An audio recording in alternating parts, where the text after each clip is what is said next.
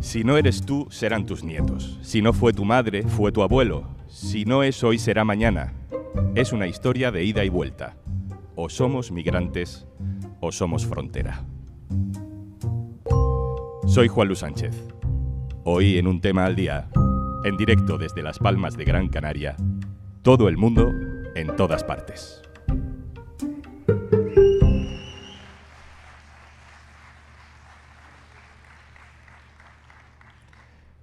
Estamos en una carretera de Ucrania, con un hombre que ya no reconoce su propio país. Me da miedo morir, me da miedo no saber qué va a pasar luego. Mis planes de futuro, mis pensamientos,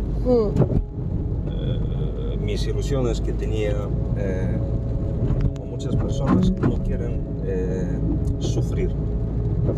Esto también es muy difícil. También estamos en Móstoles, donde su mujer y su hija esperan a que termine la guerra para poder volver. Todos los asuntos han quedado como en segundo plano, simplemente en primer plano lo tenías la situación, la guerra, ayuda, todo lo ha perdido la importancia. Lo importante era la vida, conservar vida de tus seres queridos, para que el país aguanta, ¿no? Para resistencia, para resistir a lo que nos ha venido. Estamos en un taxi en Ceuta. El taxista ve a un chico que anda cojeando levemente por la calle, disimulando con una túnica seca la ropa mojada que lleva debajo. Acaba de cruzar la frontera a nado. Pero no muy mojado, ¿no? Sí, está mojado. ¿No ves la candora? ¿Tú crees que se acaba de entrar? Sí.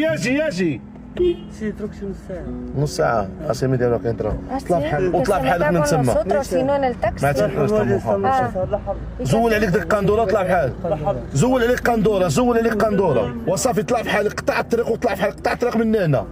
¿Qué le has dicho?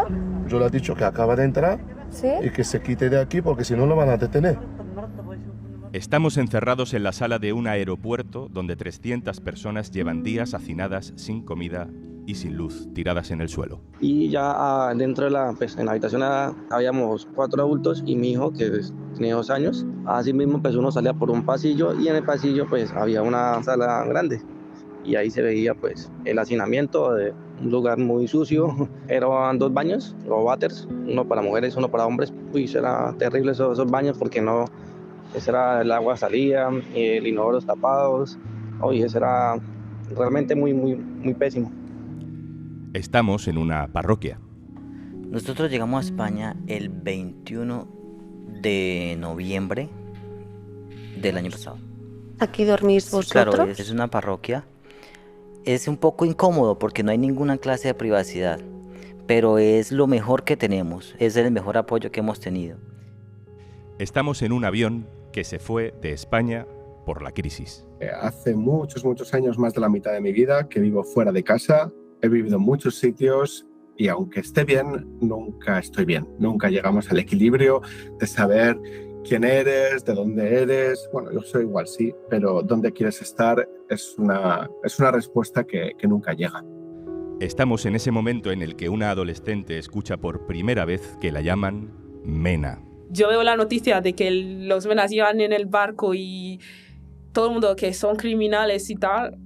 ¿Y qué quieres que te diga? Yo aquí, mira, que a algunos lo hagan mal, pues, bueno, mira, si desaprovechan su oportunidad. Mira, ese señor aquí trabaja de médico y yo, bueno, el que vaya a robar, pues chico, mira, pero no todos son iguales. Entonces, que engloben todos, o sea, literalmente da igual lo que hayas hecho, da igual lo de vengas, da igual cómo hayas venido, mena.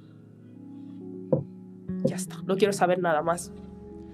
Estamos haciendo una larga cola en un polígono industrial de Barcelona, citados allí con la policía de Nigeria, para que nos den un documento de antecedentes penales de un país donde no hemos estado nunca.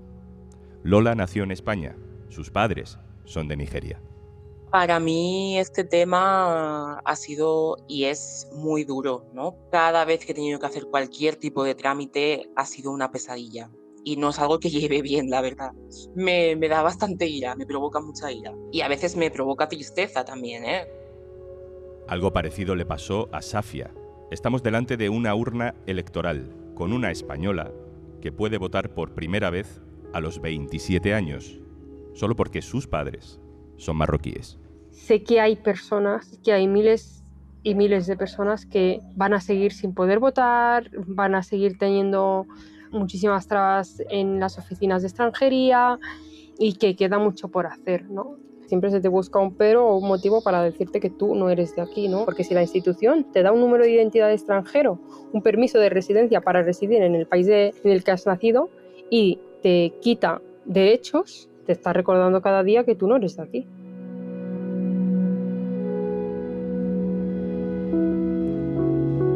Estamos en un calabozo, porque te confundieron con otra persona que parecía igual que tú.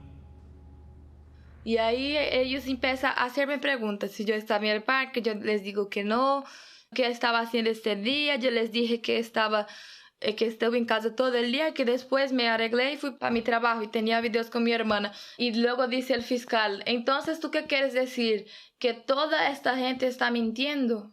Y yo le digo que sí. Y ahí él fue y dijo, pues yo pido prisión porque si no se va a dar la fuga para Brasil. Estamos en un territorio minúsculo, olvidado, al este de cualquier foco mediático. Nagorno-Karabaj. Abandonamos nuestra casa a la fuerza por última vez. I'm still waiting. I don't know why. I'm still waiting for something, but I don't know what I'm waiting for. Y estamos en una devolución en caliente en Melilla. And what happened in Melilla and the Sudan situation is very hard, very hard and shock for me. Estamos en Valencia, en el peor momento de una vida. Cuando el agua entra como un torrente por la puerta en la casa donde eres una interna que vive allí para cuidar a un señor mayor. Yo por el vidrio me doy cuenta del río que está pasando y cómo se nos está metiendo el agua.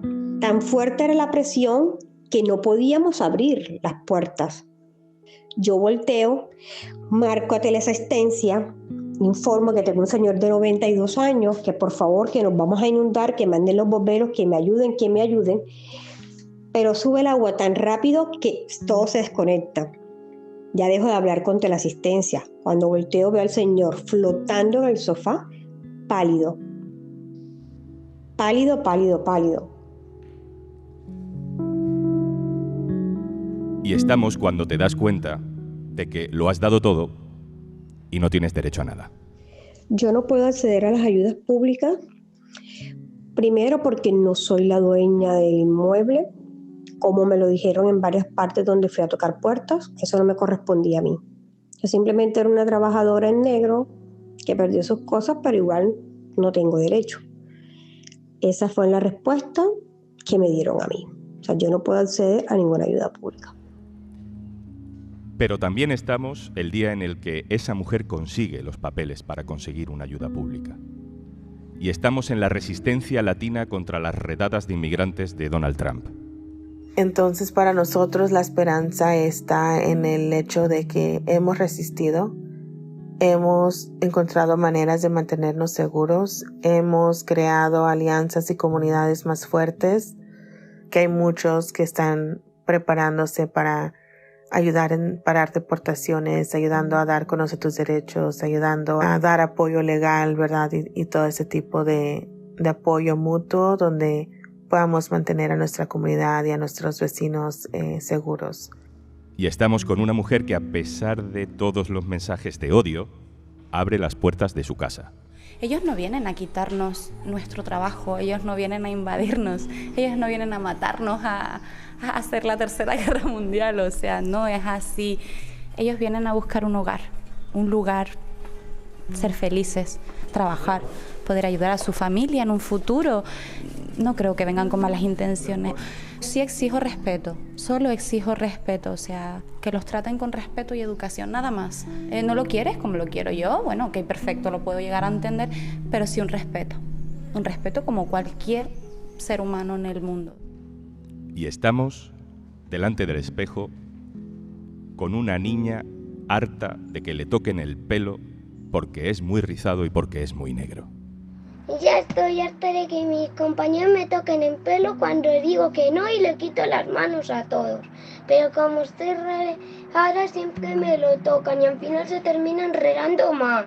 Hablando así de cuidado, todos los compañeros metían arena en el pelo y yo, cuidadito, pero siempre llego a casa con arena y ya estoy harta de eso.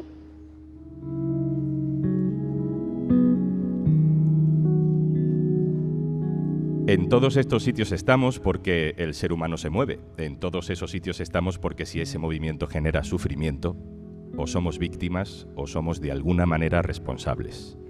En todos esos sitios estamos porque son producto de nuestras decisiones personales y políticas. O somos migrantes o somos frontera. Y por eso también estamos hoy aquí, en Las Palmas de Gran Canaria, haciendo este capítulo en directo desde el Festival de las Ideas y de la Cultura en la Plaza de la Música, con socias y socios del diario.es. Muchas gracias por venir.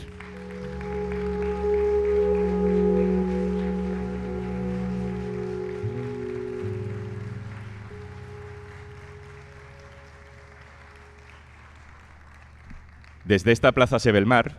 Ese horizonte vacío nos puede ayudar a perder la mirada, a escuchar, quizá imaginar cómo seguían todos esos fragmentos que hemos ido recuperando de diferentes capítulos de Un tema al día. Y hoy venimos a eso, a mirar al horizonte y a escuchar historias. Algunas, desgraciadamente, no hay que imaginarlas porque han sucedido en este mismo mar. Para contar esas historias, dos historias, me acompañan dos grandes periodistas. Gabriela Sánchez, hola. Hola, ¿qué tal, Juanlu? Natalia Vargas, hola. Hola, Juanlu.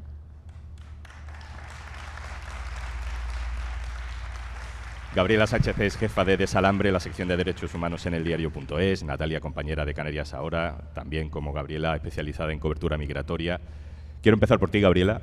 Muchos de los fragmentos que hemos escuchado antes salen de coberturas que tú has hecho para el podcast y para el diario.es. Es inevitable que algunos de esos caminos no nos hagan pensar en Canarias. No podemos, además, no hablar de algo que sucedió hace hoy justo un mes.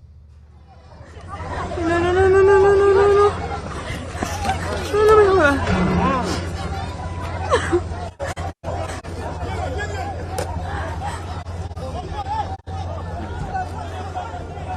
¿Qué estamos escuchando, Gabriela?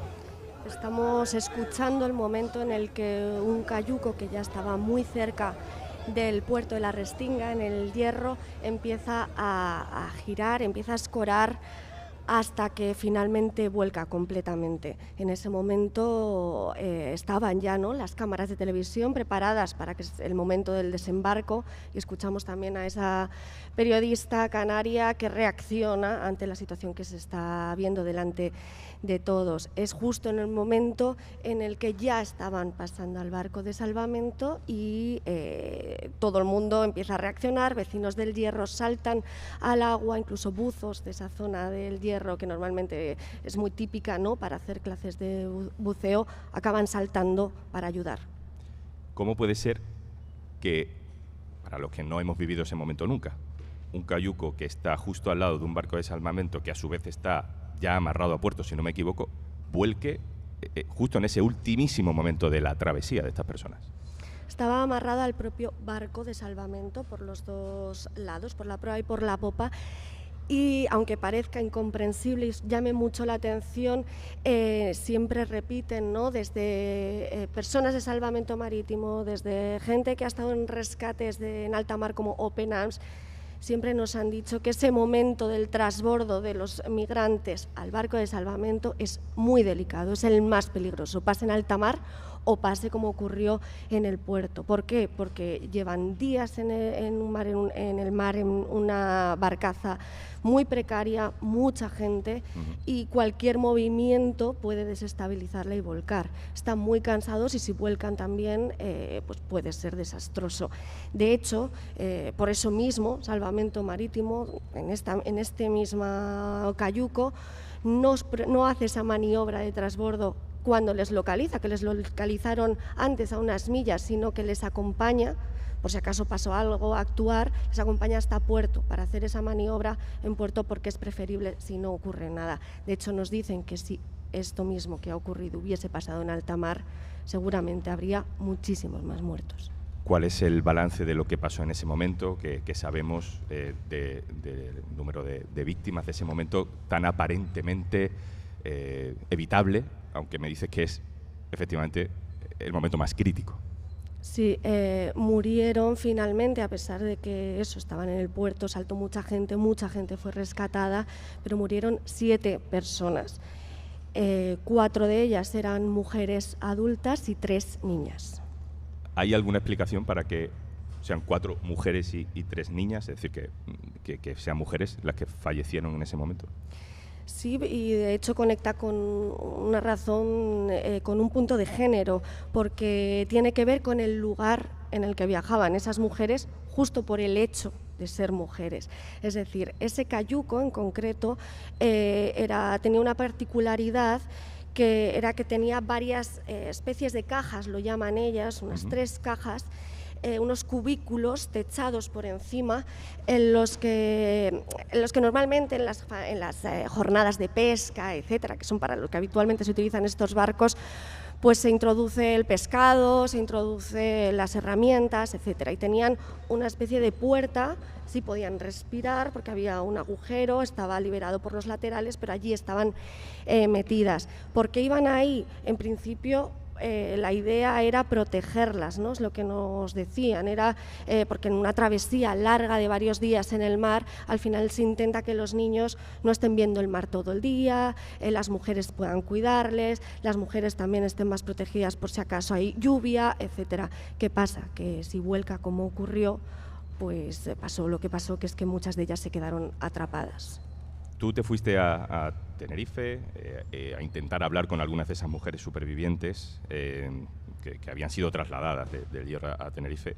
De hecho, yo recuerdo, ¿no?, de decir, en las imágenes y la gente decía que había una mujer que gritaba mucho en ese momento de la tragedia y te fuiste a buscarla, básicamente. Sí, fui a Tenerife pues, para hablar con los supervivientes, pero en concreto recuerdo esa mañana, esa tarde del día de la tragedia, que tanto Natalie como yo estuvimos haciendo varias llamadas para intentar reconstruir lo ocurrido y hablaban de ella. Varios decían que había una mujer desesperada gritando en el muelle de un lado para otro y que no se la podía consolar. También a otro chico de 18 años que estaba en esa misma situación. Fui a ver si podría hablar con ella y finalmente si la encontramos. Esa mujer se llama Sira, tiene 22 años y viajaba junto a su hija de 4 años, Aisatu, y su otra hija de 7 y también con su hermano de 18. Precisamente ella era una de esas mujeres que viajaba dentro de esas cajas cerradas, ¿no? Ella dice que el viaje fue más o menos tranquilo, que no sintió mucho agobio a pesar de que iban muy cerca unas de otras. Y cuenta exactamente un dato clave del momento en el que ocurrió la tragedia, que es que Salvamento Marítimo, como es habitual, les dijeron que saliesen primero los niños, luego las mujeres, luego los hombres. ¿Qué pasa? Que en esta ocasión los niños estaban junto a las mujeres, la mayoría en estas cajas cerradas. Entonces, pasarles a los niños requería un reajuste, ¿no? Que se moviesen, que abriesen una caja, que las mujeres le pasasen a los niños, que se apartasen algunos de los hombres para poder hacer hueco.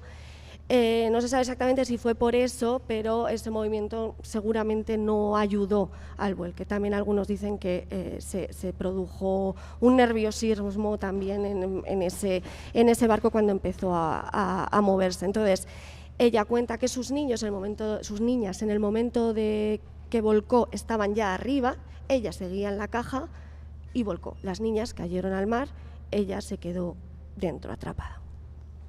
¿Y qué pasó después? Ese momento, si recordáis las imágenes, es un momento en el que el primero vuelca completamente, se ve en las imágenes la barca dada la vuelta y justo los miembros de Salvamento Marítimo, la gente está rescatando a la gente que está en el mar, ¿no?, alrededor de esa barca volteada. Incluso hay gente que se sube encima de lo que queda de la barca. Pues ella, Sira y otras tantas mujeres estaban debajo de esa barca en esos momentos.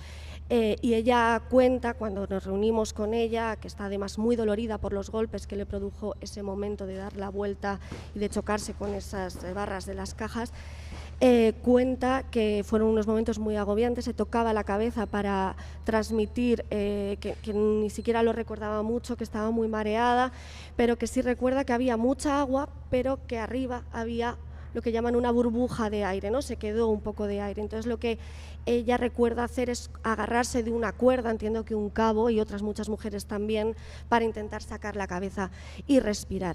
Finalmente el barco volvió a darse la vuelta. Es ese momento en el que vemos a muchos, tanto compañeros de travesía, migrantes saltando para intentar ayudarlas, gente de salvamento, que recuerdo a un hombre que saltó, que estaba fuera de servicio, miembro de Salvamento Marítimo, que me decía que él iba sacando, había brazos, iba sacando gente y no sabía, eran muchas mujeres, no sabía si estaban vivas o muertas. Una de esas mujeres era Sira. ¿Qué pasó con la hija? Pues en ese momento ella llega al barco de salvamento y ve a su hija de 7 años y ve a su hermano. Estaban de la mano en el puerto y les ve una cara de preocupación. Y ella empieza a desesperarse, a gritar, diciendo que falta su hija Isatu, que dónde está su hija de 4 años, que dónde está. Esos son los gritos que a ti te contaban. Esos son los gritos que ella contaba primero en el barco, después en el puerto. Cuenta que fue de un lado para otro buscando a la niña. Le habían calmado diciendo que quizá estaba en el hospital, que estaba en una ambulancia, vio que la ambulancia no estaba. Y en un momento dado ya se reúnen varios médicos, me dijo que la dejaron en un sitio tranquila y le explicaron que habían hecho todo lo posible, que había salido bastante mal, que estuvieron reanimándola. Estuvieron con ella durante una media hora, pero finalmente no habían hecho nada. ¿Qué pasa? Que ella en ese momento me impactó mucho cómo ella decía, pero a mí no me dijeron que estaba muerta.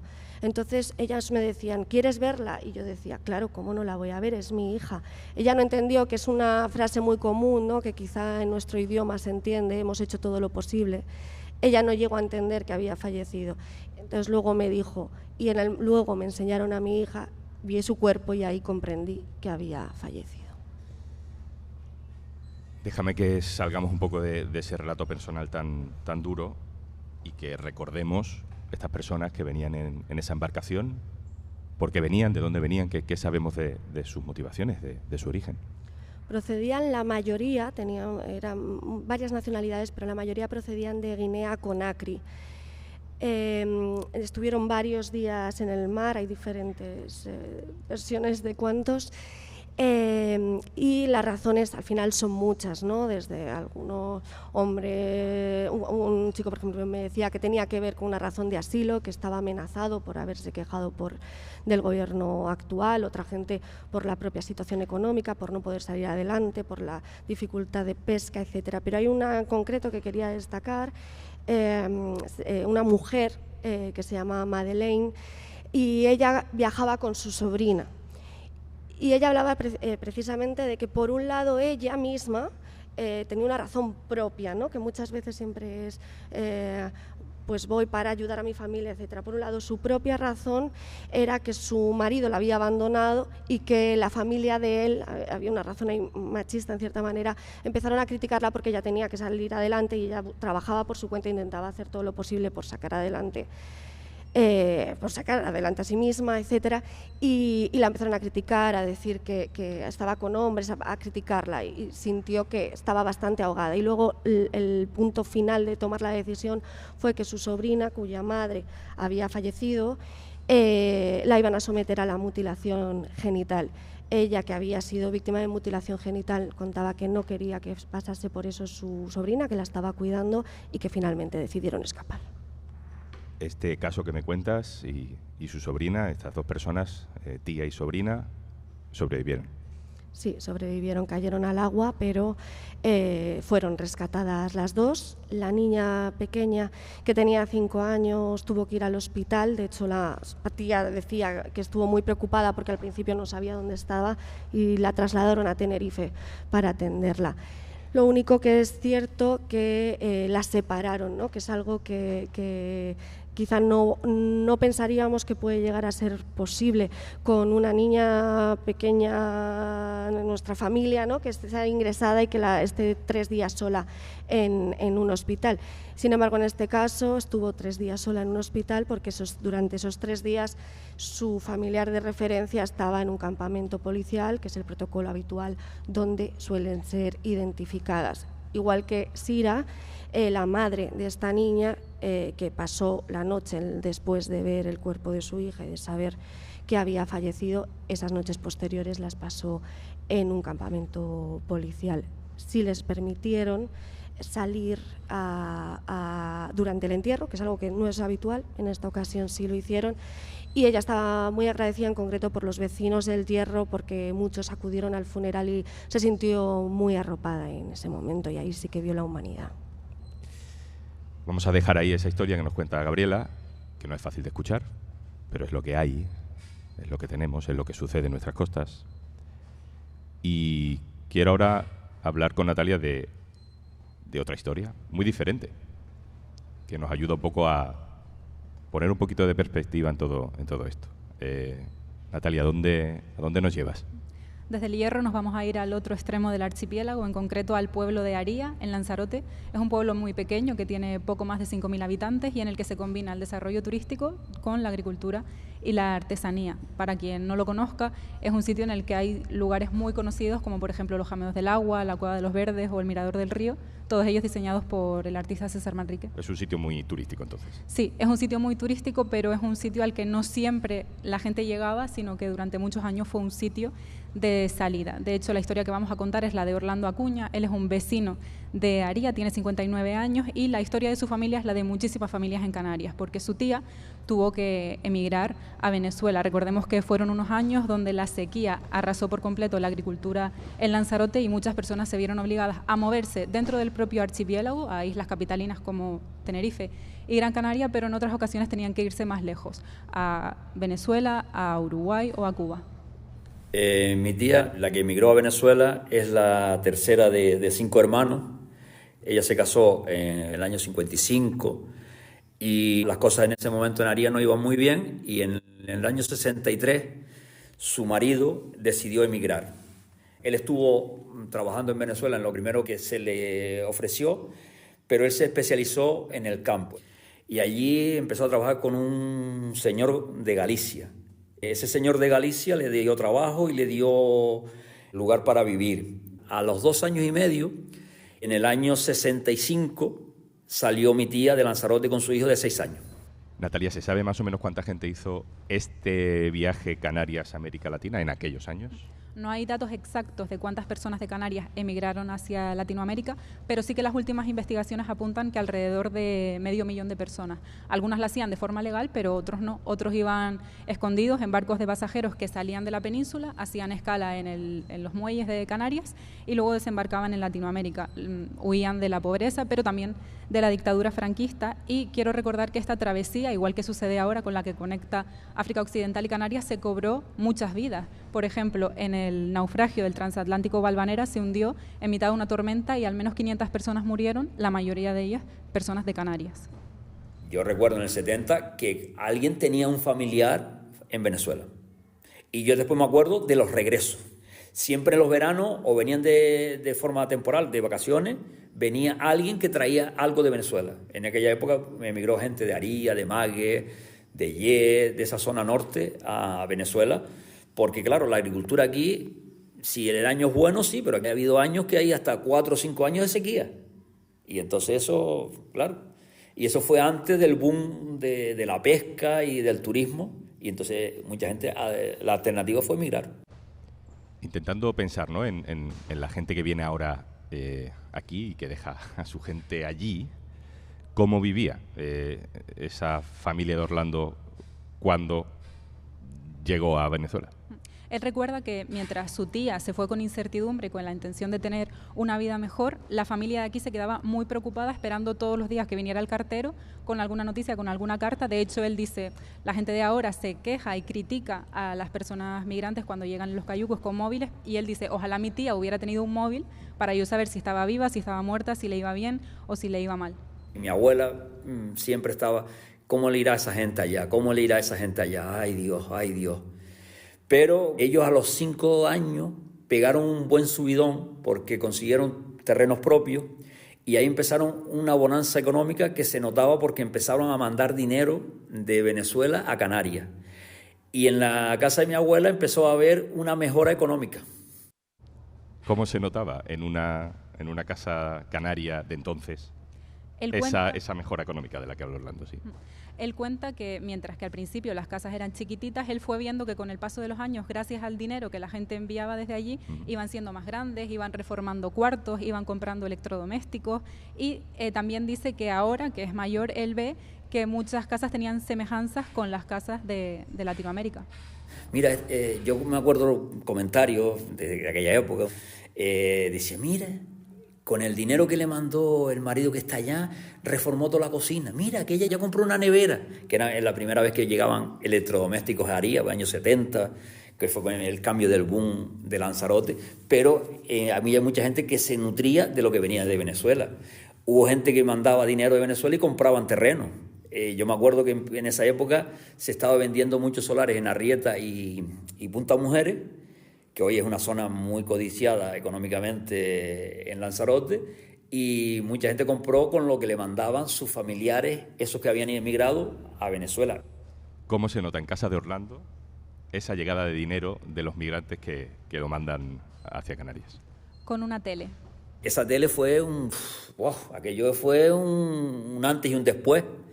Y yo con 7 o 8 años, yo pues chantajeaba a mis compañeros del colegio, que yo tenía una tele en casa de mi abuela, y si me ayudaban a hacer las tareas del campo, veían la tele. Y yo los traía todos, venían a casa de mi abuela, a lo mejor 10 o 15 niños de Aría, a ver la tele. Había un programa muy, muy gracioso en aquella época que se llamaba Los Chipiritiflautas, y para nosotros era... Y entonces yo, gracias a eso, era un líder en Aría en aquella época, con 9 años. Hay gente aquí en el público diciendo, sí, los chiripitifláuticos, ¿verdad? Sí. Estamos hablando de una historia de migración de los años 60, de una historia a distancia familiar que se desarrolla durante 25 años.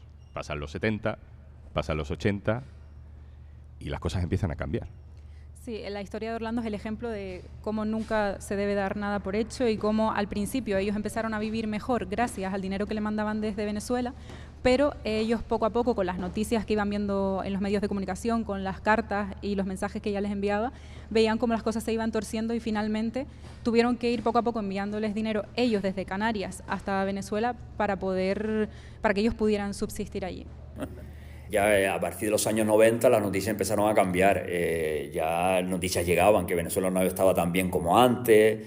Nosotros veíamos la televisión y ya por otras noticias o por otros miembros de la familia sabíamos que no lo estaban pasando tan bien. Y además el hecho de que ya no mandara tanto dinero, ella se planteó venir. Y ya en los últimos años, sin ella pedirla, porque era muy... Yo creo que es el orgullo del inmigrante, como no verse fracasar, pedir ayuda del sitio donde fue, sin pedirlo, ya se dieron cuenta que les hacía falta hasta para la medicina. Entonces cambió la cosa. Mi padre, mis tíos le mandaban paquetes con medicinas y cosas que le hacían falta y dinero. Los que se fueron ayudaban y de pronto los que se fueron necesitan la ayuda de los de aquí. Es un poco el giro de esta historia, que es común a tantas otras migraciones que suceden en el mundo. Sí, y además esta historia tiene un nuevo giro, y es que Milagros, la tía de Orlando, murió hace muy poquito, en diciembre de 2024, murió en Venezuela con 94 años, y hace solo 5 años Orlando se enteró de que el nieto de Milagros, la mujer que emigró a Venezuela, había hecho el mismo viaje pero a la inversa, había viajado desde Venezuela hasta Tenerife. Ellos no lo sabían y hace muy poco se enteraron y gracias a una serie de contactos pudieron llevarlo a Lanzarote y que él pudiera desarrollar allí su vida. Y lo último fue un nieto de ella que vino y le daba mucha vergüenza y nos enteramos a los 2 meses que estaba en Tenerife intentando conseguir trabajo, y entonces ya entre un hermano mío que tenía contacto, un primo, lo trajimos para Lanzarote, estuvo en casa de mi tía viviendo 3 meses y hoy en día está de jefe de una ferretería en Arrecife. y se ha traído a su mujer, como hizo su abuela. Llevan 5 años aquí en Lanzarote, trabajando aquí. Esta historia no acaba de terminar nunca, porque ya vemos que son idas y venidas, pero si hubiera que hacer un cierre, o por lo menos el cierre que va haciendo Orlando conforme va avanzando, ¿no?, en su propia vida y cumpliendo años, no sé, ¿qué repercusión ha tenido todo esto para una persona que, bueno, te cruzas por aquí, por la calle, y es difícil adivinar que una persona tiene todo eso detrás, pero lo tiene? ¿Cómo le afecta en su día a día? Pues mira, él es ahora profesor de Geografía e Historia en un instituto público de Lanzarote, y entre todas las cosas que él intenta enseñar a su alumnado está precisamente lo que comentábamos antes, ¿no? El no dar nada por hecho, el pensar que ahora estamos en un lado de la historia o del mundo y que en cualquier momento esto puede cambiar, y que hoy somos receptores de muchísimas personas, pero recordarles siempre lo que Orlando vivió, y es que en un momento dado su familia tuvo que marcharse. Sí, yo en el aula tengo a veces que contar mi experiencia vital para decirle que gracias a los emigrantes yo quizás estudié. Gracias a la inmigración, del dinero que mandaba mi tía, yo pude tener una vida mejor en esa área de los finales de los años 70 y 80. Y que luego yo tenía que mandarle dinero para allá porque mi tía lo necesitaba. Que hay épocas que son de EMI y hay épocas que somos de IMI, y que la historia cambia, y que no nos volvamos locos y no creamos estereotipos, porque Canarias ha sido siempre un sitio que ha emigrado. Ahora estamos en el otro lado porque tenemos un desarrollo económico bastante importante, y que no pierdan nunca su perspectiva.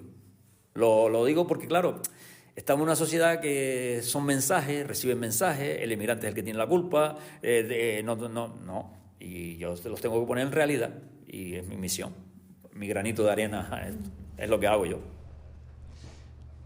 Estas dos historias son el granito de arena que hemos querido poner hoy aquí en Las Palmas de la Gran Canaria, hablando de migraciones. Natalia, Gabriela, vosotras que hacéis cobertura sobre migración intensamente cada día casi, esto es un poco lo que se observa en cuanto uno tiene un poco de perspectiva histórica de lo que significan las migraciones. Desde luego el ejemplo de Canarias es el más claro, digamos, que se puede poner.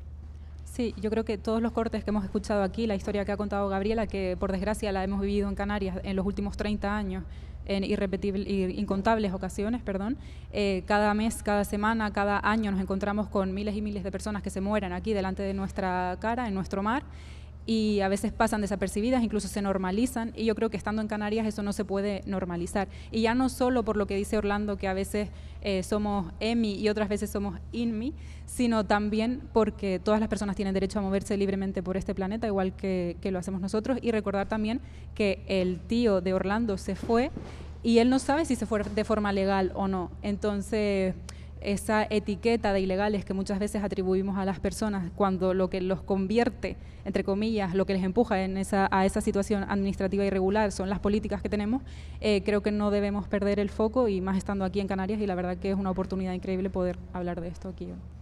Gabriela. No, se queda el pozo de que es un sinsentido, ¿no? Que es un sinsentido el hecho, por un lado, de que constantemente se dediquen fondos y más fondos al refuerzo, a la vigilancia fronteriza, a frenar, cuando lo podemos ver aquí que no tiene resultado, ¿no? Se vio en 2005, la crisis de los cayucos, cómo se puso todos los recursos necesarios, se cerró esa ruta, sí, pero ¿qué ha pasado? Años después ha vuelto, porque durante todo ese tiempo se abrían otras tantas en otros países, ¿no? Como decimos siempre, cuando una puerta se cierra, pues otra acaba abriéndose. Y es un sinsentido escuchar el relato, ¿no? de toda esa familia, de tanta gente en El Hierro, por ejemplo, también, que es que prácticamente todas las familias tienen a alguien que se fue a Venezuela, y después escuchar el relato de Sira, ¿no? Y tenerla presente mientras estábamos escuchando a Orlando. Y para el que piense, ¿no?, que hay alguno siempre que lo piensa, que no es lo mismo la migración venezolana actualmente, por ejemplo, o en aquellos momentos, que no es lo mismo. Hay que recordar que si Sira se sube en una barca con sus 2 niñas pequeñas es porque es prácticamente imposible sacarse un visado y hacerlo de forma irregular. Todos nos movemos y todos queremos ir a Londres, e incluso ahora vemos, por ejemplo, que hacen triquiñuelas algunos para poder trabajar allí sin que están haciendo algo irregular. Me contaba un amigo hace poco que estaba buscando ahí la manera de poder trabajar desde allí medio irregular. Cuando empiezan a ponernos trabas, al final, cuando alguien tiene no solo una necesidad, dejemos ese discurso, ¿no?, de siempre la necesidad, sino un deseo de moverse, de emigrar, al final busca la rendija para hacerlo, ¿no? Y eso es lo que está pasando, y por las razones por las que vienen tantas personas y desgraciadamente acaban muriendo las hijas pequeñas de madres delante de nuestra cara. Gabriela Sánchez, Natalia Vargas, gracias por vuestro trabajo y gracias por las historias de hoy. Gracias. Gracias.